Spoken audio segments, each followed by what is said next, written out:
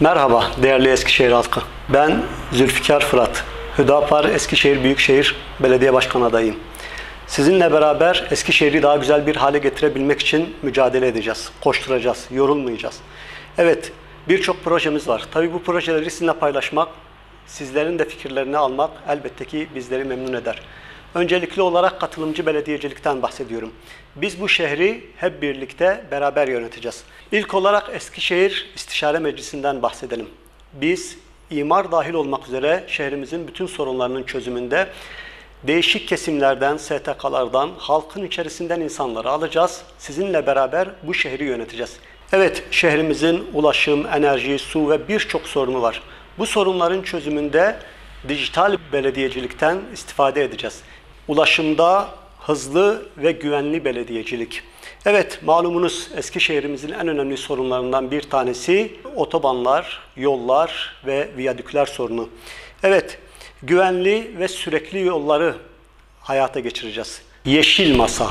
Evet, ulaşılabilir bir belediyecilik anlayışı. Ulaşılabilir bir belediyecilik düşünüyoruz. Kimilerinin fil dişi kulelerinden artık aşağı inmesi gerektiğini düşünüyoruz. Belediye başkanları bu şehrin şehri eminidir. Şehri halkıyla beraber yönetir. Halk istediği anda ona ulaşır, ulaşması gerekir. Biz halkın içinde olacağız. Halk da bizim yanımızda olacak. Bizim ana anlayışımız bu. Halk için ama halkla beraber. Halk için, halka rağmen değil. Bir diğer projemiz de şeffaf belediyecilik projemiz. Evet, rüşvet alan da veren de mel'undur anlayışı içerisinde bizler şeffaf olacağız. Halkımızın karşısına hesap verilebilir bir anlayış ile çıkacağız. Evet, biz Hüdapar olarak şeffaf belediyecilik anlayışını önemsiyoruz. Rant siyaseti değil, hizmet siyaseti güdüyoruz. Evet, Eskişehir'imiz, bu güzel şehrimiz birilerinin kendileri şahsi menfaatleri için rant sağlayacağı bir yer değil. Koruyucu belediyecilik. Evet, malumunuz sokaklarımız başıboş köpeklerle, uyuşturucu içenlerle, tiner kullananlarla maalesef doluyor.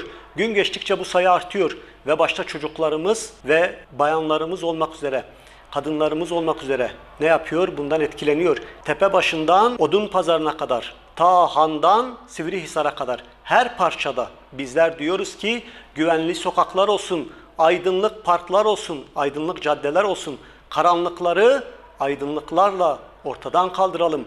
Yerli belediyecilik. Evet, malumunuz market zincirler ve AVM'ler her yeri kuşatıyor. Bu işin doğası olsa gerek. Lakin bizim bakkalımız, esnafımız bunun altında eziliyor. Bizler diyoruz ki Eskişehir'imizi düşünelim. Biraz da bu noktada yerli olalım, milli olalım. Evet, Eskişehir'in yarınları için kendi insanımızı ayağa kaldıralım, destekleyelim. Sosyal ve dayanışmacı belediyecilik anlayışı. Evet, sosyal belediyecilik, dayanışmacı belediyecilik, ihtiyaç sahipleri için, sosyal yardıma muhtaç insanlar için sosyal konutlar inşa edelim.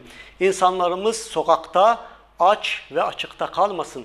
Biz komşusu aç iken tok yatan bizden değildir anlayışıyla bu şehri yöneteceğiz. Evlilik fonu oluşturalım. İhtiyaç sahibi gençlerimiz için çeyiz yardımında, beyaz eşya yardımında bulunalım.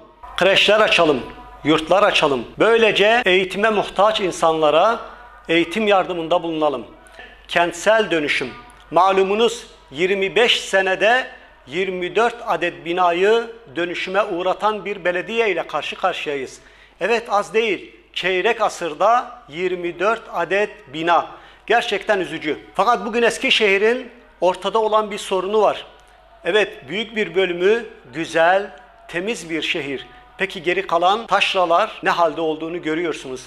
Hala 100 yıl öncesinde yaşayan, hala doğalgazdan uzak evlerimiz var. Ve bunlar merkez ilçelerde. Bu üzücü. Kentsel dönüşümü hep birlikte yaşayalım. Bir diğer projemiz de Yunus Emre Akademisi. Malumunuz Yunus bu toprakların çocuğu. Malumunuz Yunus bu toprakların dünü ve aynı zamanda anlayışıyla yarını. İşte bizler ne yapalım? Yunus Emre'nin düşüncesini, onun düşünce ve fikirlerini, onun ideallerini hayata geçirecek bir akademi kuralım.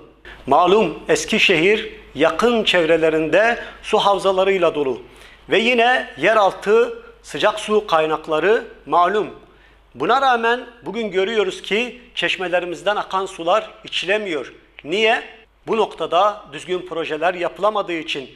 Normalde şehrin büyümesi öngörülebilir bir şey. İstatistikler ortada. Peki buna bir çözüm getirilmesi gerekmiyor mu? Neden çeşmelerden akan suları içemiyoruz? Bizler yakın havzalardan suları taşıyarak su sorununu çözmeye çalışacağız. Şehrimizin bir sorunu da mezbahane olmaması. Hayvanlar çevrede, yakın köylerde, hatta merkeze bağlı köylerde kesiliyor. Ve böylece ne yapıyor? Kurban Bayramı ve diğer zamanlarda insanlarımız mecburen oralara gitmek zorunda kalıyor. Eskişehir'imizde bir kesimhanenin olmaması acaba birilerinin bu işte bir rantı mı var diye insanı düşündürüyor. Evet, biliyorsunuz şehrimizin büyük bir sorunu otopark sorunu. Bütün sokaklarımız araba dolu. Arabalar geçemeyecek halde. Bununla beraber arabaları konulacak yer yok. En yakın yerlerde en ufak bir işimizi çözmek için ta uzak mekanlara arabalarımızı götürmek zorundayız. Normalde ise şehrin içerisinde yapılabilecek birçok katlı otopark alanı var. Düşük ücretli otoparklar belediye tarafından hayata geçirilmeli.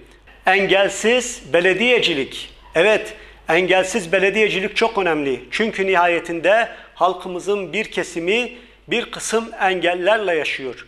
Biz onların sorunlarını düşünmek zorundayız. Sorunlarının çözümü için yürümek zorundayız. Evet, gerek yollarımız, kaldırımlarımız, üst geçitlerimiz, yaya geçitlerimiz buna göre düzenlenmeli. Bir diğer projemizle sizin karşınızdayız. O da öğrencilerin iş dünyasına atılmasını kolaylaştırmak. Bugün Eskişehir'imiz bir üniversite şehri olarak biliniyor.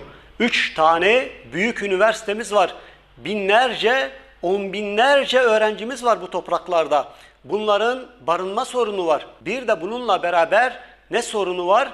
Okullarını bitirdikten sonra çalışma sorunu var. İşte bizler sorumlu bir belediyecilik anlayışıyla Eskişehir'imizdeki üniversitelerden mezun olan o öğrenci kardeşlerimize iş alanı oluşturulabilmesi için ne yapacağız? Toplumun içerisindeki iş sahalarından istifade edeceğiz.